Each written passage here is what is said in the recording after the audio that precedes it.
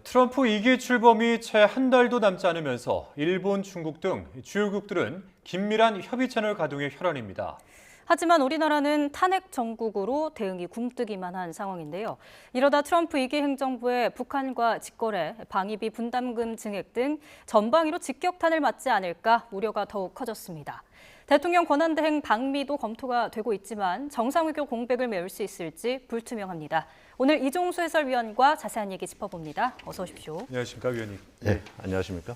자, 트럼프 2기 출범이 이제 본격적으로 초읽기 들어가면서 주요국들 외교전이 이제 본격화하는 그런 모습인데, 트럼프 대통령 또한 이시바 일본 총리 그리고 김정은 위원장을 언급하면서 관심을 보였지만 우리나라는 좀 빠진 듯한 모습이었던 것 같아요. 예, 그렇습니다. 이제 대통령 탄핵으로 빚어진 뼈아픈 현실을 실감하게 하는 대목인데요. 트럼프 당선인 대선 승리 후 첫 기자회견에서 이시바 시게루 일본 총리와 그러니까 취임 전에 회동할 가능성을 열어뒀습니다. 관련 발언 직접 들어보시죠.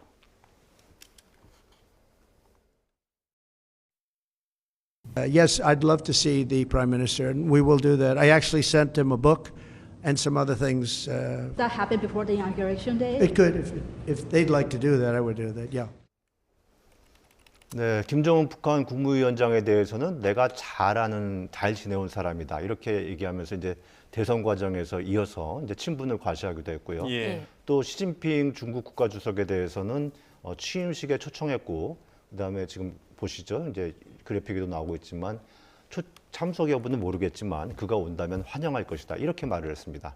하지만 1시간가량 진행된 기자회견에서 한국이나 한국 정상에 대한 언급은 일절 없었습니다. 그래서 우려가 나오는데 일본 정부를 먼저 살펴보면요. 트럼프 1기 때 아베 총리에 이어서 2기 때도 트럼프 당선인과 정상 외교를 신속히 가동하고 있는 모습을 보여주고 있네요. 예, 그렇습니다.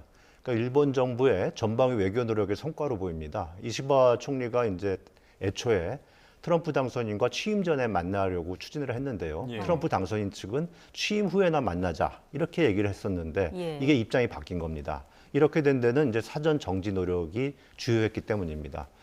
트럼프 당선인과 아주 친밀했던 고 아베 전 총리의 아내 아케 여사, 트럼프 당선인 내외가 자택으로, 그러니까 자택이 지금 플로리다 마로라가 아닙니까? 거기에 초청을 해서 만찬이 이루어졌어요. 그리고 손정의 소프트뱅크 회장이 그러니까 1,000억 달러, 우리 돈으로 143조 6천억 원이나 되는 대미 투자도 약속을 하면서 고용 10만 명도 약속을 했습니다. 예. 이러한 내용이 트럼프 당선인의 대선 후 첫 기자회견에서 공표가 된 겁니다. 그리고 아베 전 총리는 그러니까 2010년에 막 미국 대통령으로 당선이 된 트럼프를 찾아서 직접 뉴욕으로 찾아갔습니다. 그래서 외국 정상 가운데 처음으로 만났거든요. 이러한 인연을 계기로 해서 재임 기간 3년 8개월 동안 무려 14차례 정상회담 그리고 37차례 전화 공식 회담을 통해서 트럼프를 움직였습니다. 그래서 이러한 그 트럼프와 아베 브로맨스 이걸 이어받으려는 그 이시바 총리 입장에서는 지금 현재 일단 청신호가 켜진 셈인 거죠. 예. 자, 저희가 이제 계속 질문과 답변을 이어가는데 지금 속보가 한 가지 들어왔습니다. 속보를 좀 먼저 전해드리고 출연 대담을 이어가도록 하겠습니다. 앞서 저희 이제 백준규 기자와 함께 이야기를 나누면서 이 햄버거 회동 노상원 전 정보사령관이 오늘 구속영장 실질 심사를 받았다 이렇게 이제 답변 내용에서 전해드렸는데, 자. 구속영장 실질심사 결과 구속됐다는 속보 들어왔습니다. 법원에서는 이 실질심사 결과에서 구속의 사유로 증거인멸, 도망의 염려로 인해서 구속영장을 발부했다라는 이런 속보가 들어와 있습니다. 예, 특히 노 전 사령관은 위법 위헌적 소지가 있는 계엄 포고력 초안을 작성하고 계엄군 선관위 장악을 하는 등 주도한 비선, 배후 기획자로 의심을 받는 혐의였는데요. 오늘 구속이 됐다 이런 속보가 지금 들어왔습니다. 예, 다시 한번 전해드리겠습니다. 노상원 전 정보사령관, 그러니까 이 햄버거 회동으로 계엄을 사전에 모의했다 이런 혐의인데요. 오늘 이 구속영장 실질심사를 받았는데 그 결과가 방금 들어왔습니다. 결과는 구속이고 법원에서는 증거인멸과 도망 염려를 인해서 구속영장을 발부했다 이런 속보를 전해봤습니다. 관련된 소식은 이어지는 뉴스에서 계속 전해드리도록 하겠습니다. 예. 자, 출연 이어가도록 하겠습니다. 사실 트럼프 당선인 같은 경우에는 그동안 계속 그 대중에 대해서 뭔가 강경 입장을 계속해서 밝혀오지 않았습니까? 그런데 이 시진핑 주석을 취임식에 초대하겠다라고 밝혔어요. 이에 대해서 중국인들의 입장이 나온 게 있습니까? 예, 중국은 이제 미국과 대화를 유지하겠다 이러면서 다른 한편으로는 트럼프 당선인이 올바른 선택을 해야 한다. 이런 약간 경고성 메시지도 같이 하는 이중 대응을 하고 있습니다. 중국의 왕이 외교부장이 어제 베이징에서 열린 이제 심포지움에서 기조 연설을 통해서요. 중국은 미국과 대화를 유지하면서 이견에 대해서는 관리하고 통제를 하고 두 대국이 공존의 길을 모색할 용의가 있다. 이렇게 얘기를 했습니다. 그러면서 중국이 이제 그 세계 지도자, 세계 리더로서의 역할에 대한 자신감을 비추면서 지금 미국과 서방이 글로벌 공급망에서 계속 배제해 오지 않았습니까? 이에 대해서는 글로벌 자유무역 시스템과 산업 공급망 안정을 수호할 것이다. 이렇게 목소리를 높였어요. 예. 그러니까 중국은 이제 트럼프 당선인이 뭐 60% 관세 폭탄을 할 것이다. 이렇게 얘기를 하면서 다른 한편으로는 시진핑 주석은 개인적으로 좋은 친구다.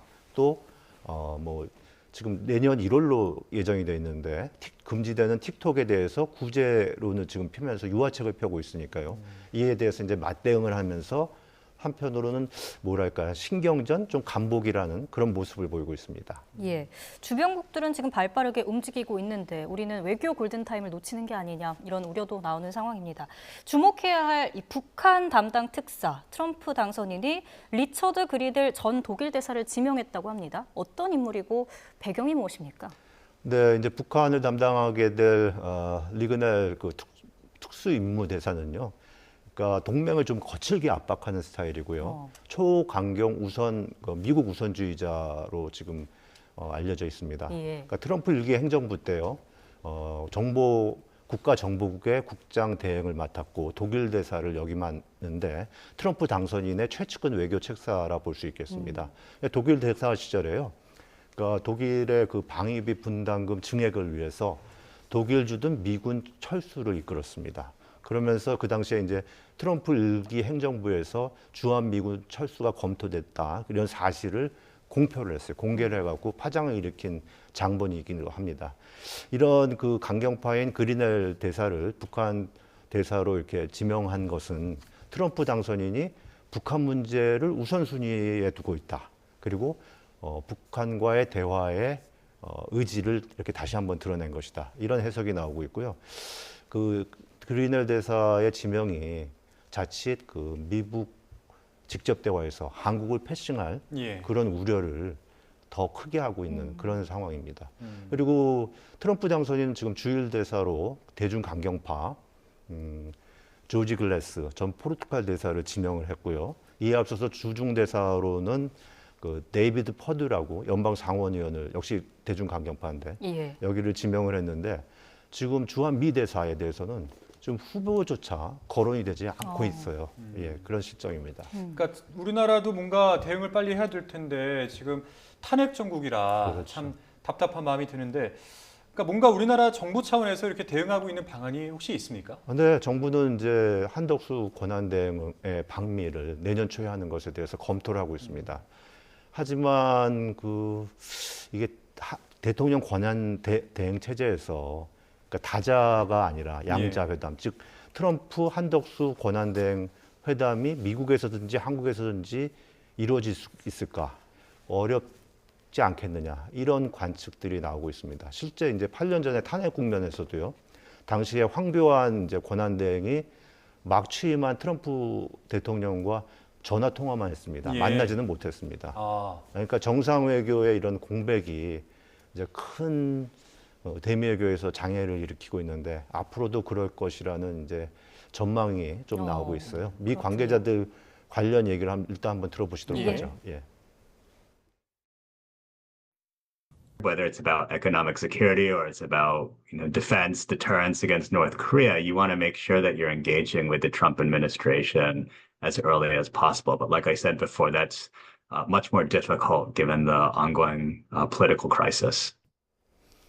그러니까 내년 1월이 되면 이제 트럼프 2기 행정부가 출범을 하게 되고 그렇게 되면은 뭐 지금 얘기하는 미국 직접 대화라든가 또 무역 관세 있죠. 그리고 또 이제 방위비 분담금 증액 이런 것이 지금 예상이 되고 있는데 그럼에도 불구하고 지금 탄핵 정국이라는 국내 정치 상황 때문에 선제 대응커녕 지금 신속 대응도 어려운 그런 지금 뼈저린 현실이 지금 눈앞에 펼쳐지고 있는 거죠. 예, 여기까지 듣겠습니다.